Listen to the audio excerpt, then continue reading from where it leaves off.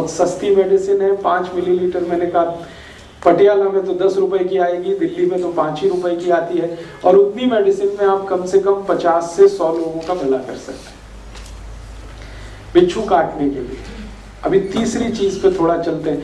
कुत्ते ने काट लिया, कोई एक्सपायरी डेट नहीं है।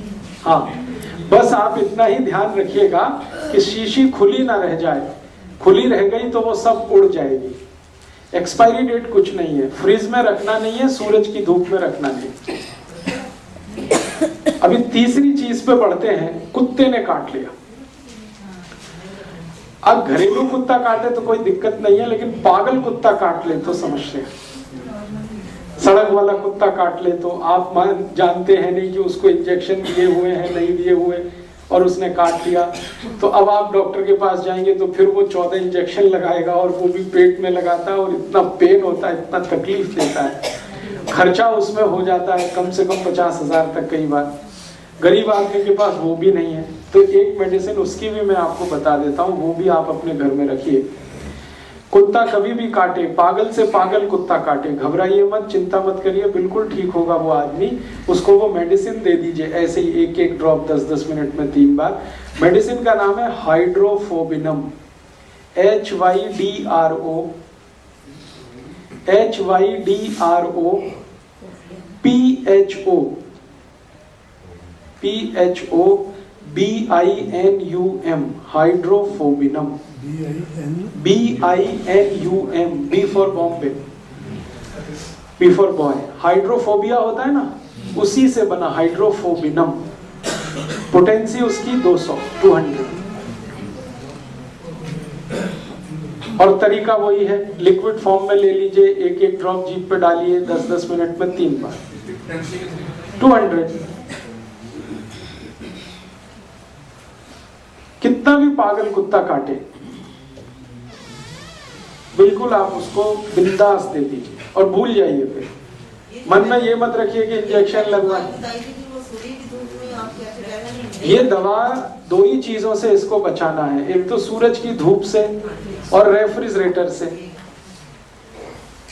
हाइड्रोफोबिनम है, पागल कुत्ता काट लेगा तब आप उसके लिए यूज करें। कोई दूसरा है तब तो चिंता ही मत करिए, फिर क्या दिक्कत है। रेबीज जो होता है वो सिर्फ पागल कुत्ते के काटने पे ही होता है। अगर सेंसिबल कुत्ता है तो कितना भी काटेगा नहीं होगा, लेकिन हमारे मन में वहम ऐसा बैठा हुआ है, डर ऐसा बैठा हुआ है कि कई बार वो आदमी रेबीज से नहीं मरता, वो वहम से मर जाता है। हाँ, उस समय तो कुछ करना ही नहीं है, थोड़ा हल्दी लगा दीजिए बस। स्ट्रे डॉग काट दिया है तो आप अपने मन का वहम दूर करने के लिए ये दवा दे सकते हैं, लेकिन मेरा ये कहना है कि उससे कुछ नहीं होता। स्ट्रे डॉग काट लेगा, अगर वो पागल नहीं है तो पेशेंट को कुछ नहीं होता, वो हमारे मन का वहम है जिसमें हम परेशान रहते हैं।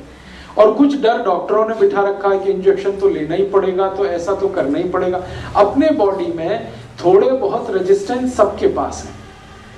अगर कुत्ते के काटने से उसकी लार ग्रंथियों के कुछ वायरस चले भी गए हैं तो उनको खत्म करने के लिए अपने ब्लड में काफी कुछ है, वो खत्म कर ही लेता है।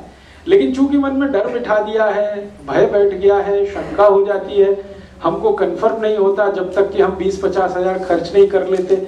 ये उस समय के लिए मैंने कहा कि आप ये दवा ले लीजिए और इसका एक एक ड्रॉप 10-10 मिनट में 3 बार डाल के छोड़ दीजिए, भूल जाइए आप भी और पेशेंट से कहिए वो भी भूल जाए।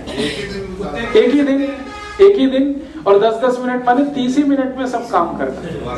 नहीं बिल्कुल नहीं। कुत्ते को दे सकते हैं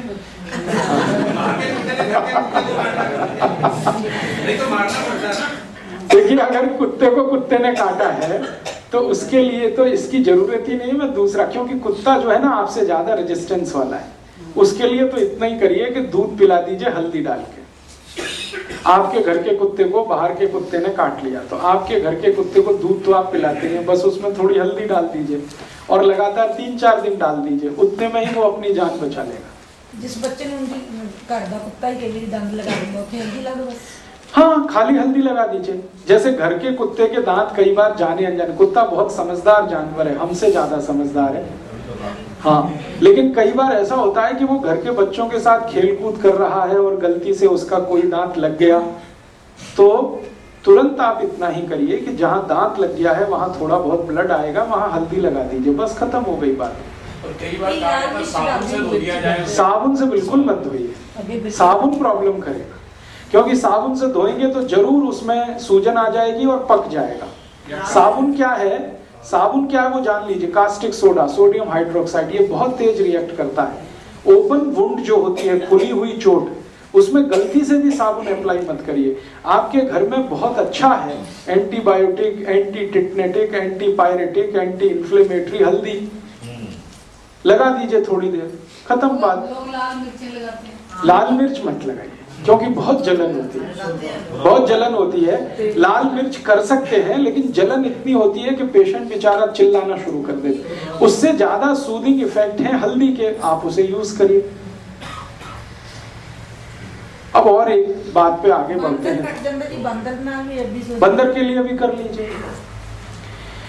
बंदर के काटने से आज तक तो कोई मरा नहीं दुनिया, क्योंकि बंदर शाकाहारी जीव है, उसके बॉडी में बिल्कुल जहर नहीं।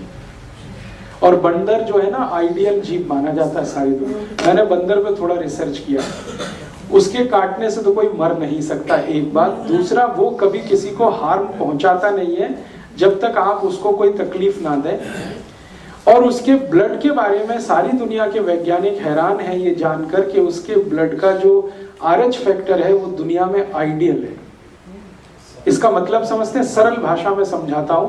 बंदर को कभी भी डायबिटीज नहीं हो सकती, बंदर को हार्ट अटैक नहीं आ सकता, बंदर को कार्डियक अरेस्ट नहीं हो सकता, बंदर को ब्रेन हेमरेज नहीं हो सकता, बंदर को पैरालिसिस नहीं हो सकता, और इतनी सारी सीरियस बीमारियों के बाद कैंसर तो कभी नहीं हो सकता। उसका ब्लड ऐसा है, भगवान ने उसको ब्लड दिया है ऐसा। आप भी बंदर से ऐसे बने।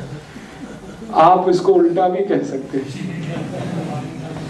तो बंदर के बारे में बिल्कुल एश्योर रहिए, आप बिल्कुल मत घबराइए, बिल्कुल मत डरिए।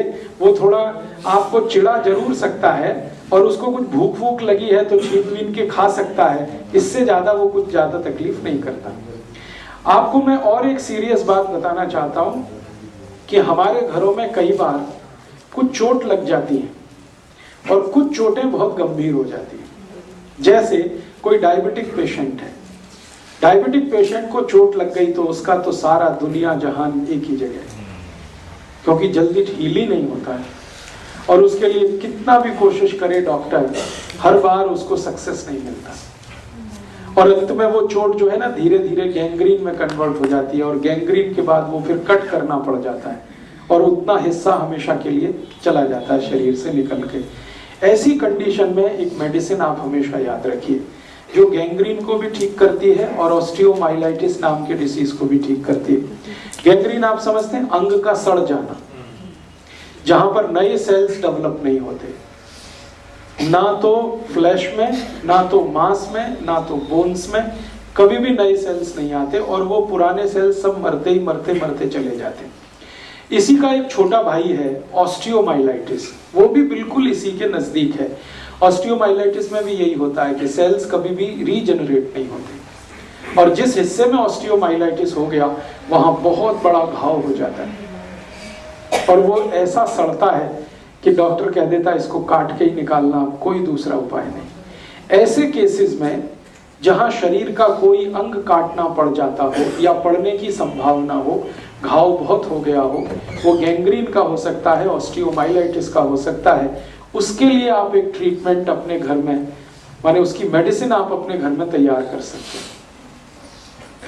मेडिसिन क्या है? गाय का मूत्र, हल्दी और गेंदे का फूल,